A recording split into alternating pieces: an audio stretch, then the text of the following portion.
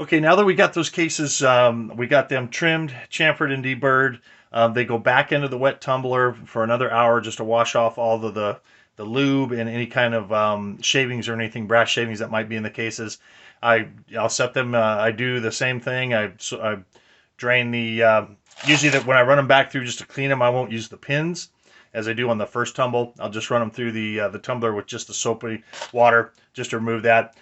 Dry them in the oven, same procedure I do when it's just when I'm cleaning the brass for the first time. Once they're dry, they go into my bin here, and you can see this one says ready to load them up. So these cases have all been prepped. They're clean, they're trimmed, all set to go, and they're ready for primers. And so you can see now, I've already kind of started priming a lot of these cases. I stopped at this one in particular. I don't know if this is going to show up on the camera or not. One thing when you're using, I'm using my Lee, my press to put the primers in. I'm using the Lee little primer deal here. Some people don't like them for whatever reason. I've never had any issues with them. They come in a large and a small. These are obviously small rifle primers that are going in these. Never had any problems. But one thing you have to be careful of, and the reason I stopped right here, again, I don't know if that's going to show, but you can see there's a crease in that primer. And what happens on occasion, inside the cup here where the primer goes, you'll get a little piece of brass that will come off from one of the primers getting pressed in. So you want to keep an eye on that, otherwise you'll end up with a whole bunch of those with a mark in the primer. And you can ask me how I know. But this stuff is great. I buy this stuff by the 6-pack. It's great for cleaning off the press, great for cleaning out that little primer pocket. And then we just continue on.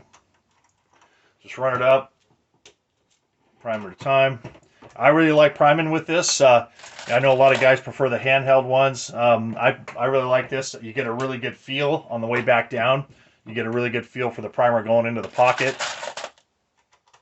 I think it's fairly fast. I mean, for priming one case at a time. And I'll just go through till I have 50 done. Grab another one of my trays and do another 50. I'll do 100 of these at a time. I've got 100 primers in the little feeder here. And every once in a while you'll miss one. It'll fall on the floor, and then you got to get down to your flashlight and look for it in the carpet. I have carpet in here, so they gets lost in the carpet fibers, but I can usually find them easy enough if I have to get feel around on the carpet for them. But for the most part, it's pretty simple, pretty steady.